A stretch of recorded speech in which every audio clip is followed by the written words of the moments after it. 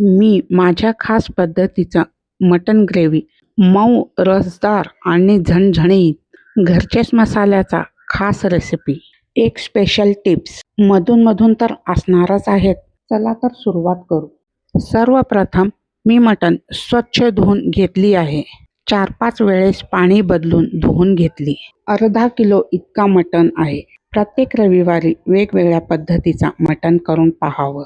एकाच पद्धतीचा बोर होते. कुकरमध्ये 4-5 चमचे तेल घातली.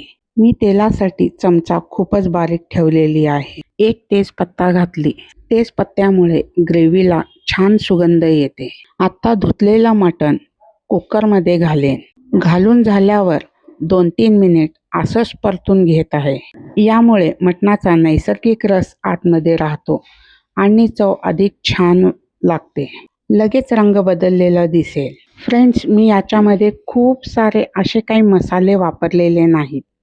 साधारण जेवढे लागतील तितकेच. मी याच्या आधी खिमा बॉलचा पण एक व्हिडिओ घातलेली आहे, तेही तुम्ही पाहू शकता. आता आलं लसणाचा पेस्ट, हळद आणि चवीनुसार मीठ घालेन. 5-7 मिनिट असंच परतून घेत राहील. आलं लसणाचा पेस्ट, मीठ आणि हळद घातल्यावर पाणी सुटतं व्यवस्थित. खूप छान पाणी सुटतं. थोडा वेळ असंच त्याला शिजू द्या. मगच मसाले घाला, म्हणजे त्याचा चव वेगळाच येईल. फ्रेंड्स, हे काय पाणी सुटलेला रसदार. फटाफट तिखट हळद घालू नये. आता हळदीचा छान रंग दिसत आहे. हळदीचा पिवळा रंग छान दिसला की मी मिरची पावडर घालेन. मग धणे पावडर, हिंग घालेन. हिंग घातल्यावर पचायला हलकं होतं. शक्यतो हिंगामुळे पोट खराब होणार नाही. पुन्हा व्यवस्थित परतून घेत आहे. मसाल्यातील तेल सुटेपर्यंत असंच परतून घेईल.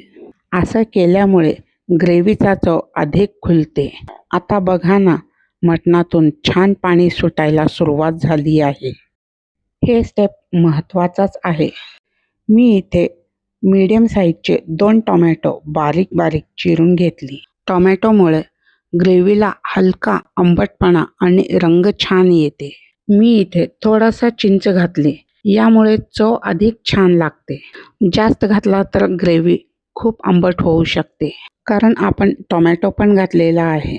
शक्यतो चिंच स्किप करू नका. आता घालणार आहे वाटण.